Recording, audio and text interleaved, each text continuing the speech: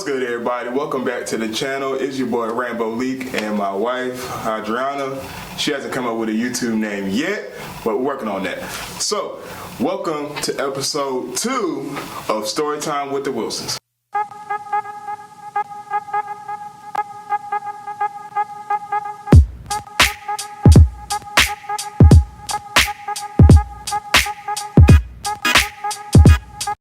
On this episode, we're going to tell y'all the story of Anna.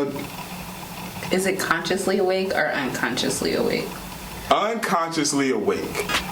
Okay, so I'm going to start off the story. Excuse me. I am 39 weeks and 5 days. 6 days. 5 days pregnant. 6 days. And 5 days. Because if you don't want one more day, it would have been full time. So it was a night before.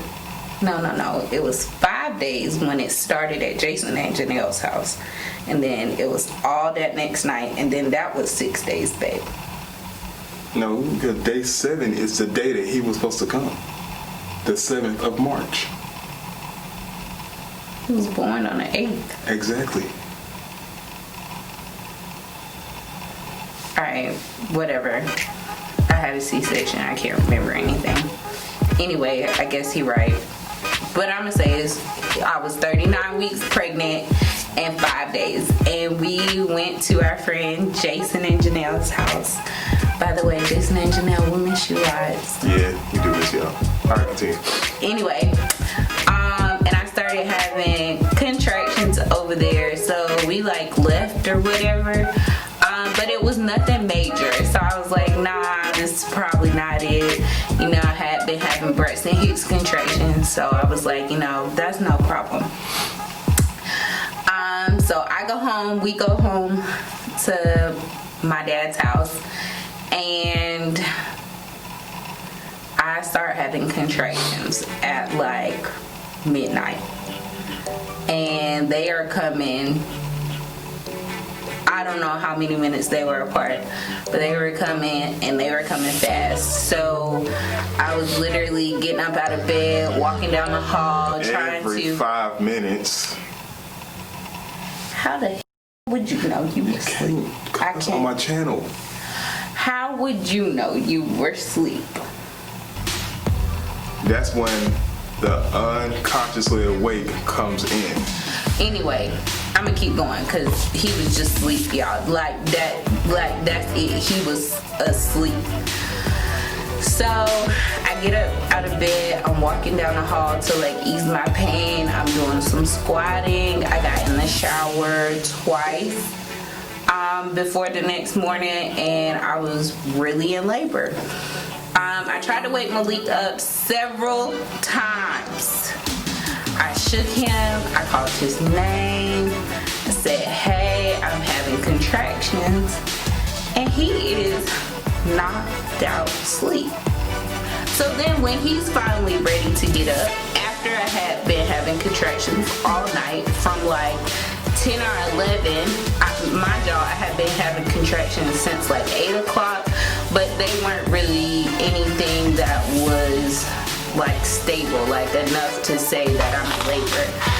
So once I got to the 12 o'clock, I started having them consistently. And this boy would not wake up. So the next morning when he's ready to wake up, I'm tired because I had been in labor all night. And he's like, oh, babe, are you having a contraction? And I'm like, yes, I'm having a contraction. So he's like, oh, please tell me when they come so I can time them. And I'm like, well, that's great now, but where were you 6 hours ago when I needed you? Because now I'm sleepy and I'm ready to lay down during labor. All right, and pause right there. Now, I'm about to bring y'all up to speed from my point of view. Okay? I was working the day before. I worked that whole week. So I was tired. I worked that day, but that night we did go to Jason and Janelle's house the day before. And then I know she was acting funny, but she didn't tell me anything. So I don't know. But she wasn't like that. She was just, I thought she just had gas. I did have a bad episode of gas that I had to go to the hospital for, like earlier in the pregnancy. Next story. But yeah, like I was saying, I thought she just had gas. So I was like, okay, so we about to go and let her get some rest. Well, we get to the house, I take a shower, I get in the bed, I'm asleep because I'm tired. But, mind you, I could feel her getting up. I could feel her getting up every 5, 10, 15 minutes. I could see her moving. Pause. He couldn't see me moving because his eyes were closed. But if you could feel I'm telling this from my point of view, not yours. So, alright, like I was saying, if I was rudely interrupted. He gonna get hit, but you can keep going with your little rinky-dink story. Like I was saying, I could see her when she was moving, but I was physically looking at her. I could see her when she was standing, leaning on the wall, but my body just would not react. It would not move, I promise. I was so tired. I was unconsciously awake. I could see what's going on, but my body would not react to it for nothing.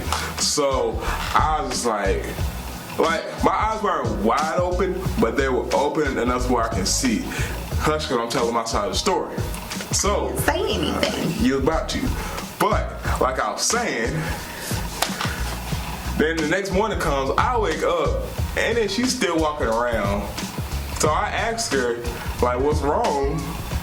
And then she tells me she's been having contractions. And then I asked her to tell me when she has a contraction and when it ends, so I can time the difference in between. We were on the phone with the doctor for 3 hours. Mind you, I wasn't telling him because he was no help the night before. I said, who cares how far apart they are? I've been handling these contractions all night. I got in the shower.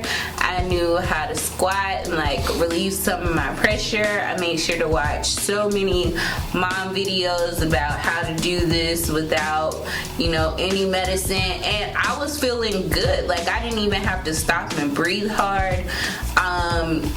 They were the baby boat contractions. They weren't even the stuff that was gonna get me to start pushing, so I didn't feel anything. I felt fine.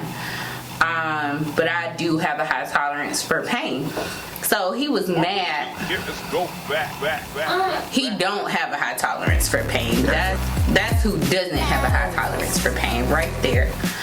So okay, if she would have told me when the contractions were happening, I would have been able to give the doctor a better timeline of what was going on, so that way we could have got to the hospital faster and the boy would have got here quicker. That's not necessarily true. Everybody that knows, or everybody that has had a baby knows that your baby is not born in 2 or 3 hours. Some people, they are. But I was in labor I know that. But I was in labor for 18 hours at the hospital alone. So that doesn't even count the night before. So that's how long I was in labor. You done? Go ahead with your little story. So then I'm on it with everything. My bag's already packed, her bag's already packed. I threw the bags in the truck. And we go to the hospital. Guess what happens? No, Malik. Hush, I got this. Guess what happens? I ain't got no gas. Guess in who my is truck. irresponsible? That's what it is. Not guess what happens. Guess who is irresponsible? If you have a girlfriend, a wife, a fiance, and she is 39, 38, 37, 36, 35, 34, 33 weeks pregnant, 33 weeks on, you need to have gas in the car. Let me explain myself for one. I was broke and in college. I didn't have that much money. And then the night before, by the time we left Jason and Janelle's house, I didn't want to stop and get gas with like $5 worth of gas that was gonna run out by the time we got to the house anyway. Y'all, he couldn't have asked me to pay for the gas. You wasn't responding to nothing. He couldn't have asked his parents to PayPal him, They were drop asleep. some money in his account. This was at 11 a.m. in the middle of the day when we went to the gas station. What are you talking about? They were at work. I just said the night before if you were listening. See, women don't ever listen. I'm talking about the day of. He could have did something because I was mad that we had to stop at the gas station. But That's not funny. when we did get to the hospital, she had an option from the doctor to go straight up in the wheelchair, or you can get something to eat and walk around the parking garage for a little bit to help, speed it up a little bit. No. I bought this girl a croissant on my broke tail. I was broke at the time. And I was pregnant and having your baby. I spent $14 on a croissant at the hospital. I was pregnant and having his baby. They charge movie theater price for stuff in the hospital. But anyway, That's the least he could do was buy me a croissant. she didn't even want to walk around the parking garage. No. Just like 2 laps wouldn't hurt. I was gonna walk with her with a wheelchair just in case. I didn't need no wheelchair. The little funky behind nurses, once I got to the baby unit, was like, oh man, you need a wheelchair. I was like, I've been walking this whole time, ma'am. I don't need no wheelchair. I got this. She actually said it just like that too. Like she had a whole attitude. People were bothering me. Like she had a whole attitude. Alright. That's the end of this story right here. Next story, we're gonna tell y'all about the labor process of how it happened. We might as well tell them. No, we're not. We're gonna save it. We gotta keep them interested. We're gonna tell what happened in the labor and delivery room. What she liked, what she didn't like, what happened, and the funny stuff that happened. Okay? Don't say it. What happened in the labor room was I had a baby. And it was stuff leading up to that. So, we about to end this thing right here. I'm about to show y'all my hair right quick because I took my hair out. Nobody cares about your hair. This story was about me having McKay. It was about glorifying your wife. Matter of fact, you never said thank you for delivering him safely. Yes, I did. When? I clearly said that right at the end. You know what? And where's my push present? Y'all, he's 3 years late, but I'm looking for one. I've been giving push presents. You act like we have more than one kid. Practice. Hey, yes, hey, y'all see the hair? Yes, y'all see the hair. She's a hater. I'm not a hater. I love your hair. I got more hair than a lot of y'all females and women out there. And That was sexist.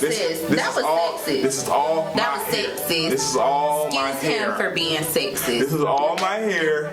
And No what they got to do extensions. with anything? What I got extensions. What you trying to say? That ain't your hair. Like I said. No extensions, no nothing. This is 6.5 years worth of growth. Almost 7 years. And I still got hair. Almost 7 years of commitment to my hair. Excuse him for being sexist. We have to open his eyes, and I have to do better as his wife. I do apologize, ladies. Alright, but on a serious note, we out of here. We're gonna see y'all in the next story. Alright? Make sure y'all go below, subscribe, like this video, Yes. and comment what y'all like and what y'all want us to talk about so that we can do some more videos. Alright, we out. Peace.